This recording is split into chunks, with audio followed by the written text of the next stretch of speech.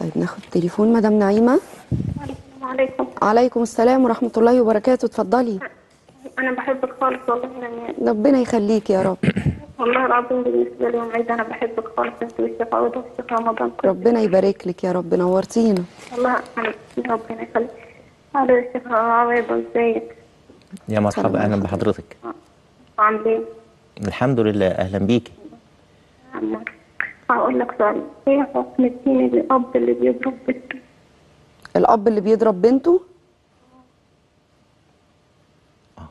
بعمل حاجة عايزني أنا يعني بيضربها يعني من الباب للطاق كده على طول على طول؟ هو أنت عندك كام سنة؟ 18. بيضربك ليه طيب؟ بص معايا صاحبة اقعد معاها مفيش حاجة. احنا بصي، مش أنا بفسر كلامك بالعافية، فحاولي توضحي صوتك بس شوية. أنا معايا صاحبة بقعد معاها يضربني، أكلم إخواتي نسيتني والله العظيم بالخرزانة يضربني ضرب، والله الدم يشر مني كده. ليه بيضربك ليه؟ عشان انت بتعملي ايه؟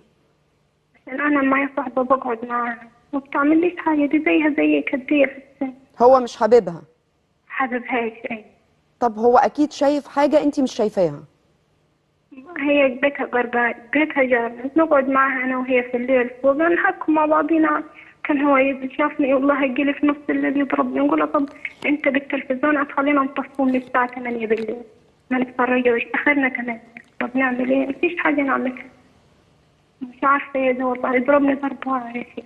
طب هو ضربك عشان حاجة تانية ولا هو الموضوع ده اللي ضربك عليه؟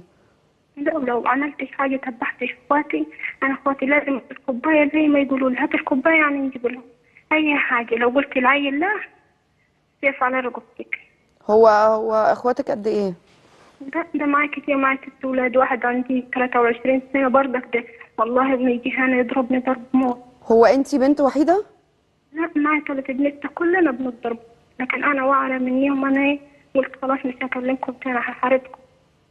امي تقول لي طب ايه، طب هي معهم برضك نعملها. هي ايه؟ بقول لك امي تقول لي تبيهم، طب انا نتبعهم ان هي حاجه يطلبوها نجيبها لهم. طب انا هم يكونوا نايمين كده هاتي لنا الاكل شرب لان وراهم الاولاد. الاولاد معاها. هم بيتعاملوا على ان الاولاد انتوا البنات تخدموهم. ايوه. هم ما بيعملوش ولا حاجه. انتي بقى انتي بتعاندي في الحته دي صح؟ ايوه. انتي الوحيده اللي بتعملي كده. ايوه انا بعاند، هم التانيين عادي، لكن انا نقول ليه يعني هم ما يفرض يشربوا لنفسهم، لا انت تاخديهم. مش عارفه. ضربني ضرب واروح يضربني. طيب حاضر، تابعينا يا نعيم. اتفضلي فضيلة الشيخ. هو طبعا مسألة الضرب والقسوة على الأبناء أحيانا تأتي برد فعل عكسي طبعا، وأحيانا بعض الأبناء ممكن يمرض نفسيا. احنا شفنا بعض الولاد من كتر القسوة فقدوا النطق، فقدوا الكلام فعلا، يعني مش مراحل نفسية مش بيمثلوا كبيرة. ان هم مش بيتكلموا، لا هم فعلا فقدوا، بدأوا يتعالجوا نفسيا علشان الكلام يطلع تاني طبيعي. وفي أبناء بيصابوا بأضرار نفسية أخرى. فالحقيقة مش عايزين مسألة الضرب دي هي العلاج للمشاكل. الأمر الآخر يعني نعيمة واضح من لهجتها ان هي ممكن من نواحي الصعيد، والحقيقه ليهم طباع معينه. بالضبط، لهم طباع هي معينة. من سوهاج. هو نعم. من الواضح ان هم من النوع اللي الاولاد ليهم الاولويه، وان البنت ملهاش كلمه والبنت ملهاش وجود. نعم. والبنت ملهاش اي طلبات. ده صحيح، دي ثقافه منتشره وما زالت موجوده. والبنت هي اللي تخدم اخواتها وهي اللي تعمل كل حاجه وتروق المكان. دي ثقافات وعادات موجودة يا نعيمة، يعني بناتنا وقرايبنا نواحي الصعيد بيقوموا بها بكل أريحية. اللي أنا بس أعترض عليه هو أنت لما والدك يقولك ما تكلميش فلانة، هو شايف حاجة هي أنت ليه مصرة شايفاها؟ إنك أنت تكلميها؟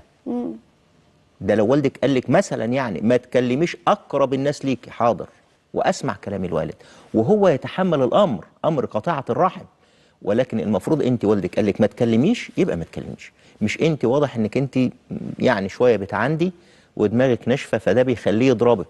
مش بنبرر مساله الضرب طبعا، الضرب ده لا بهذه الطريقه لا، ولكن هو ضرب تذكير مش ضرب تشفي وانتقام. فلذلك اللي والدك بيعمله من الضرب غلط، واللي حضرتك بتعندي فيه ومش عايزه تسمعي كلامه فيه ايضا خطأ. صحيح.